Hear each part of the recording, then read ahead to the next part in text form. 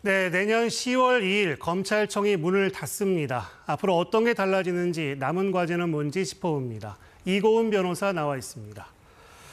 그러니까 검찰청은 없어지고 수사청과 공소청이 생기는 거죠?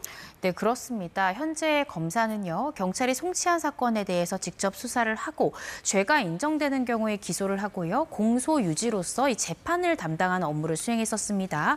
네, 말씀 주신 대로 내년에 이 검찰청이 폐지되게 되면 결국 검사들이 현재 가지고 있는 직접 수사권이 6가지 중대범죄에 2가지의 범죄를 추가한 이 중대한 범죄에 대해서는 이 중수청에서 수사를 담당하게 되는 것이고요.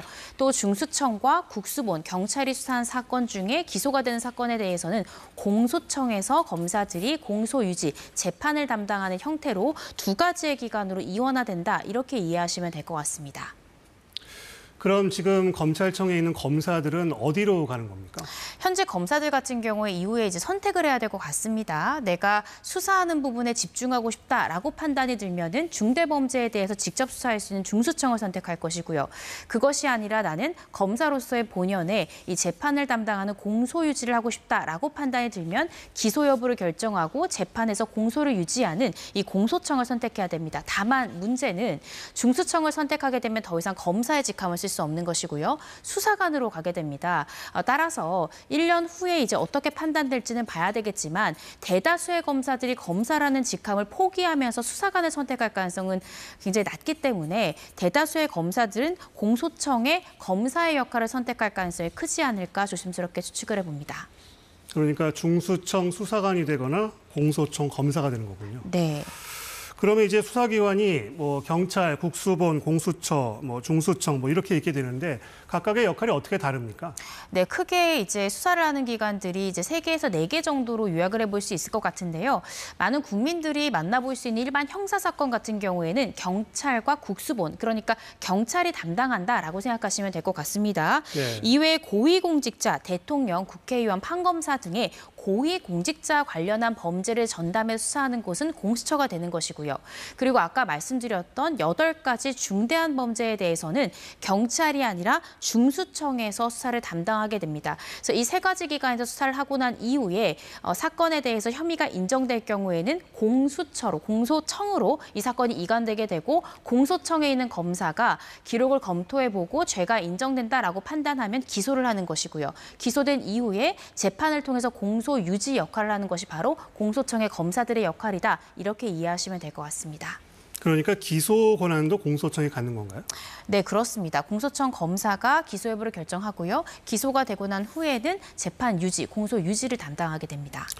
그럼 뭐 이렇게 되면 국민 입장에선 어떤 장단점이 있습니까? 일단 장점으로 우리가 생각해 볼 수 있는 것은 이 권력 분산 효과, 또 견제하는 것이 강화될 수 있는 효과를 기대해 볼 수 있을 것 같고, 또 특히나 국민들의 신뢰를 각 기관들이 회복할 수 있는 전환점으로 또 우리가 생각해 볼 수 있는 장점이 있을 것 같습니다. 반면 우려되는 단점 관련해서는 일단은 이 범죄 피해자들이 내가 범죄 피해자임을 입증받기가 상당히 어려워질 수 있다는 생각이 드는데요. 현재로서는 경찰에서 혐의 없음 처분을 받더라도 검찰에서 직접 한 번 더 판단을 받아볼 수 있는 2차 수사권을 가지고 있었지만 지금 민주당에서 지금 추진하고 있는 이 법안대로 만약 흘러간다면 보완 수사까지 없는 상황에선 사실상 경찰에서의 1차 수사 종결의 이 결론을 받기가 굉장히 어렵다는 생각이 들거든요. 따라서 사기나 어떤 성범죄 피해자들이 피해를 입증받기가 다소 어려워질 수 있는 가능성이 있다는 생각이 들고요. 두 번째는 부실 기소, 부실 불기소 처분이 늘 가능성이 굉장히 높다는 생각이 듭니다. 보완 수사권을 가지지 않는 상황에서 경찰이 송치한 기록만 보고 판단할 경우에는 검사가 기소 불기소 여부를 정확히 판단하기 어렵기 때문에 검사의 처분에 오류 가능성이 크게 늘 수 있는 가능성이 있고요. 이 때문에 1심 무죄율이 굉장히 올라갈 수 있는 그런 단점까지도 생각해 볼 수 있을 것 같습니다. 그 말씀하신 그 보완 수사권이 지금 최대 쟁점인 것 같은데 조금 더 알기 쉽게 설명해 주신다면요? 네, 보완 수사권은 그 용어에서도 드러나듯이요. 경찰에서 1차 수사를 하고 그 수사한 사건을 검찰에 넘깁니다. 공소청으로 넘기게 되면 공소청 검사가 기록을 보고 수사가 미진한 부분이 있다라고 하면 이러한 수사 사항을 다시 보완해달라라고 요구를 할 수도 있고 직접 부족한 부분을 검사가 보완을 할 수도 있습니다. 그래서 직접 검사가 보완 보완하는 것을 보완 수사권이라고 부르는 것이고요. 네. 직접 하는 것이 아니라 경찰에 미진한 부분에 대해서 다시 수사를 해달라고 요구하는 것이 보완 수사 요구권이다라고 생각하시면 될 것 같습니다. 네. 그러면 그 공소청 검사에게 보완 수사권을 줄 것이냐, 여기에 대해서는 법조계에서는 어떤 의견이 나옵니까?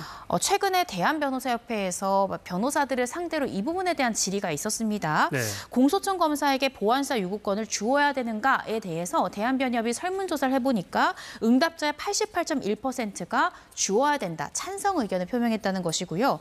그러면 구체적인 방법은 어떻게 하는 것이 좋겠는가라고 찬성한 변호사들에게 다시 물어보니까 44.6%가 보완 수사 요구권뿐만 아니라 보완 수사권까지도 검사가 가는 것이 옳다라고 응답을 했고요. 32.1%가 보완 수사 요구권만 주는 것이 타당하다라고 이야기를 하고 있습니다. 변협에서는 지금 변호사들이 우려하는 지점은 사법경찰관에 대한 견제 장치가 필요한데 이 부분이 혹시 부실해질까, 이런 부분을 우려하고 있다라고 이야기하고 있고요. 보완 수사 요구권이든 보완 수사권이든 서로 보완 수사를 두고 책임 소재에 대해서 핑퐁하는 그런 효과가 발생되게 되면 사건 절차 자체가 지연될 수 있기 때문에 변호사들이 이 부분을 상당히 우려하고 있다, 이런 평을 내놓았습니다. 네. 그 검찰청 폐지가 위헌이냐 아니냐, 이 부분도 지금 남은 쟁점인 것 같은데 어떤가요? 네, 그렇습니다. 검찰 동호회에서는 이번 이 검찰청을 폐지하는 내용의 정부조직법 개정안에 대해서 위헌 법률이다, 지금 그렇게 주장하고 있는 것인데요. 구체적 사유를 좀 살펴보면 헌법 89조에 보면 검찰총장 임명에 대해서 헌법이 규정하고 있고, 또 헌법 12조나 16조를 보시면 검사의 영장 청구권에 대해서 규정을 하고 있는데, 헌법상에 규정된 기관을 하위의 법률로서 이렇게 폐지하는 것은 위헌적인 소지가 있다라고 주장하는 일부의 의견이 있고요. 또 한편에서는 명칭만 변경했을 뿐이기 때문에 이것은 위헌성이 없다라고 지금 주장하고 있습니다. 이 부분에 대해서는 헌법에서도 검찰총장이라는 표현이 있기 때문에 저도 개인적으로 위헌성 논란이 충분히 있을 수 있는 부분이라고 생각이 들고요. 이 부분에 대한 헌재의 판단도 필요한 부분이 아닌가 싶습니다. 네. 그리고 앞서 보도를 보셨지만 김건희 특검에 소속된 검사들이 원대 복귀를 요청했다고 하는데, 그러니까 주장이 이런 거죠. 수사와 기소, 공소유지를 모두 특검 검사가 하는 건 현 상황에서는 모순이다, 이런 얘기인데 어떻게 보시나요? 네, 기본적으로 이 김건희 특검팀에 파견된 검사들의 입장은요, 이번에 이 정부조직법 개정안의 주된 취지 자체가 수사와 기소를 분리해야 된다라는 것이고, 그러한 이유로 가장 크게 꼽은 것이 수사를 한 사람이 기소까지 하는 것은, 재판까지 맞는 것은 수사를 하다 보면은 이 사람한테 죄가 있다라는 식의 선입견이 생길 수 있기 때문에 답을 정해놓은 수사를 할 가능성이 있다라는 거죠. 따라서 수사와 기소는 철저히 분리해야 된다라는 것이 검찰청이 폐지되게 된 가장 중요한 원인인데, 네. 지금 특검 같은 경우에는 수사를 한 사람이 재판까지도 계속 담당하게 되어 있고요. 네. 심지어 별건 수사까지 하고 있고, 또 언론의 수사 상황에 대해서 상세히 브리핑까지 하고 있습니다. 네. 어떻게 생각하면 일반 국민들에게 검찰이 지적됐던 문제 사항들에 대해서 그대로 담고 있는 부분이기 때문에 우리가 그런 부분이 문제가 됐다라고 해서 검찰청까지 폐지가 되었는데, 공소관의 역할만 해야 되는 검사가 이 특검 법안에 따라서 수사와 재판을 모두 담당하는 것은 논리모순인 것이 아니야라는 것이 네. 파견 검사들의 주된 취지거든요. 네. 이 부분에 대해서 납득할 수 있는 설명들이 있어야 된다라는 생각이 들고, 검사들로서는 이런 부분이 충분히 또 논리적인 모순이다라고 주장할 수 있는 지점이 있다라는 생각이 듭니다. 그 특검 수사에는 영향이 없을까요? 영향이 있을 수 있다고 생각이 들고요. 지금은 김건희 특검팀에 파견된 검사들에게서 이런 성명서가 나왔지만, 네. 이런 부분들이 최상병 특검팀이랄지 내란 특검팀에 파견된 검사들과 수사관에게도 사실상 동요가 일어날 수도 있는 부분이거든요. 네. 따라서 이 부분에 대한 영향은 있을 수 있다라는 생각이 듭니다. 네, 이고은 변호사였습니다. 말씀 잘 들었습니다.